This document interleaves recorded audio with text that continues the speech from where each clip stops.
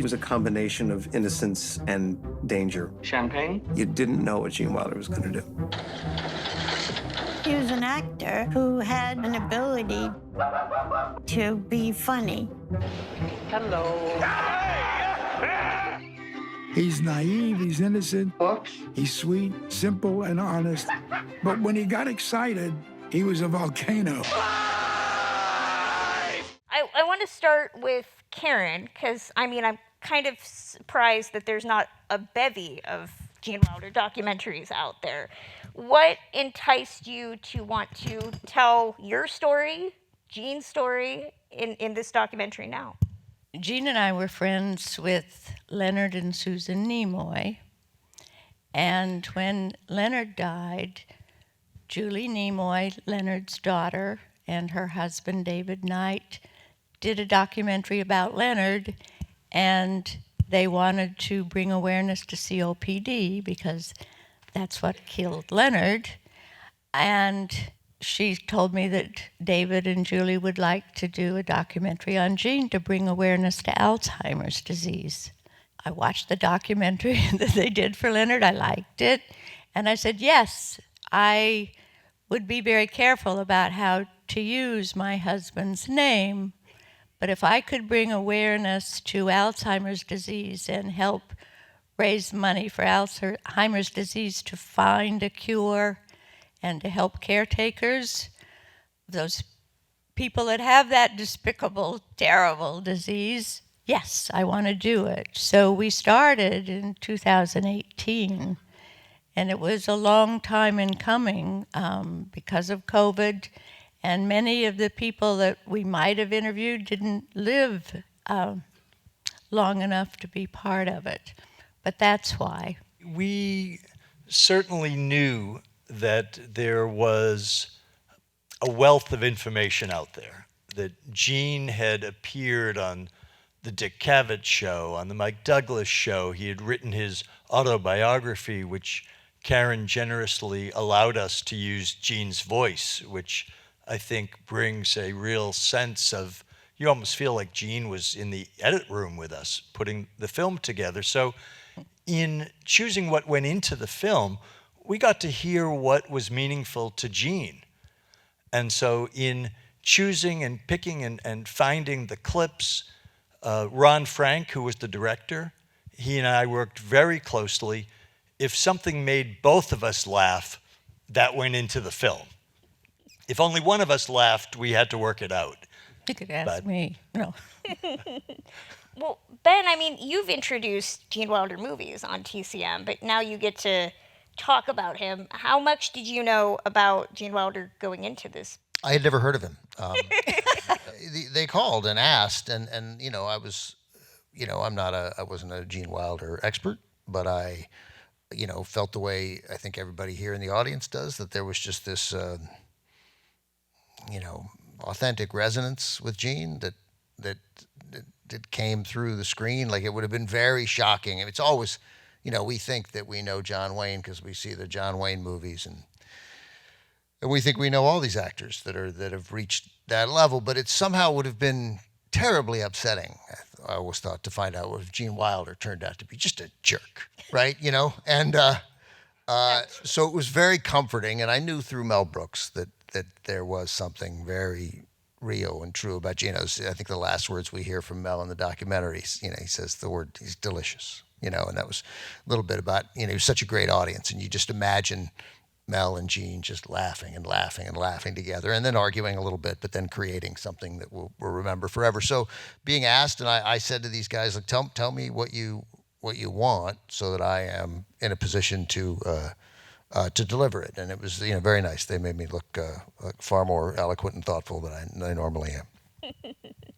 Well, I mean, to go back to Glenn, what was the, you know, starting point for you in finding a through line for Gene's life?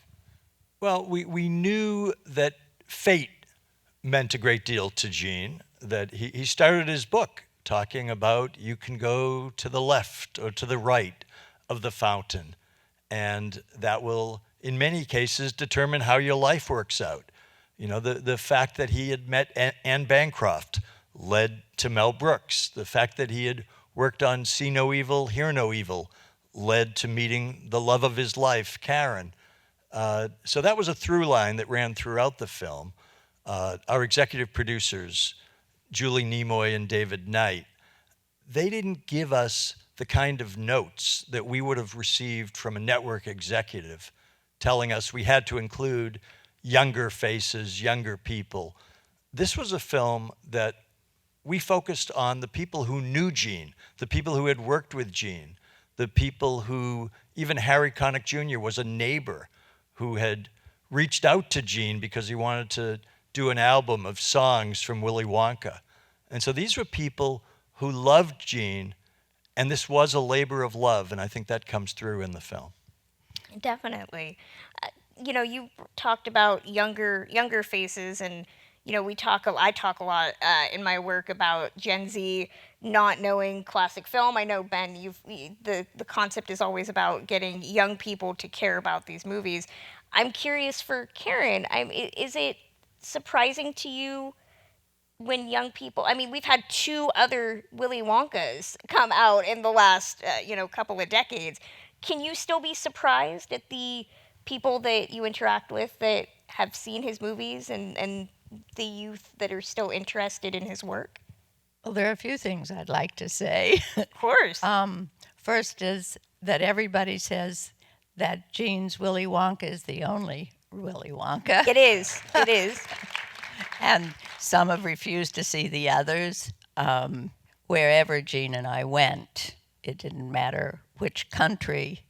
And when he did his book signings, people came, all ages, young couples with babies, small children, elderly people, every ethnic group came to see Gene.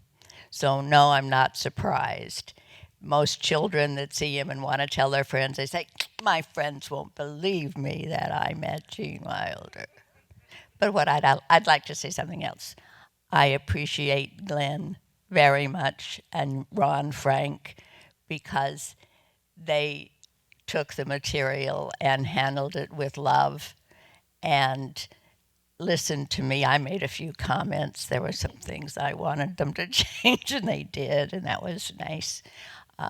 Julie and David and Ben for being in it, because I think you really, what you said, you believed he was those people, and he was a wonderful actor that could become anyone.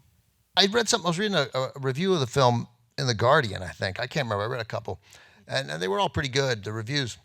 But they did point out that, Gene's legacy is so significant, right? And so rich.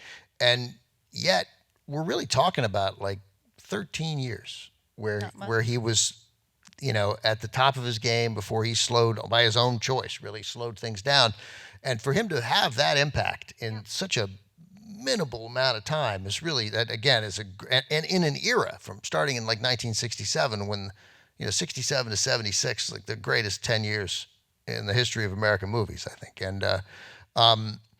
And to stand out with so many other great stars coming of age and delivering amazing performances in that period of time, again, it's just another testament to the importance of Gene's work and the transformative nature of it, and the fact that it clearly moved people, that we stay with it, that these are movies we don't even need to re-see to remember. Yeah.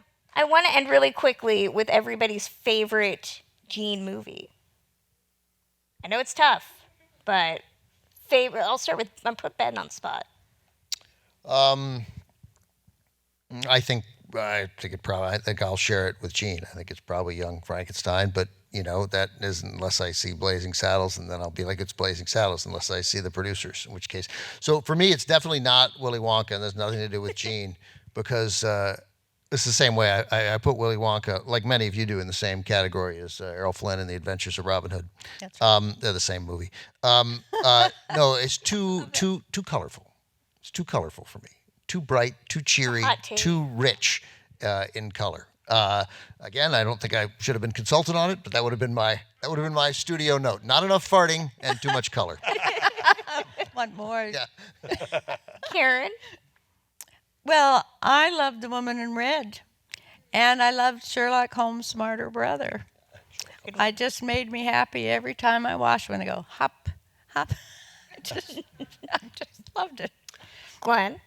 This question was posed to us when we were in New York, and I just want to do a quick aside. Peter Ostrom, who played Charlie in Willy Wonka, he was on the panel with us.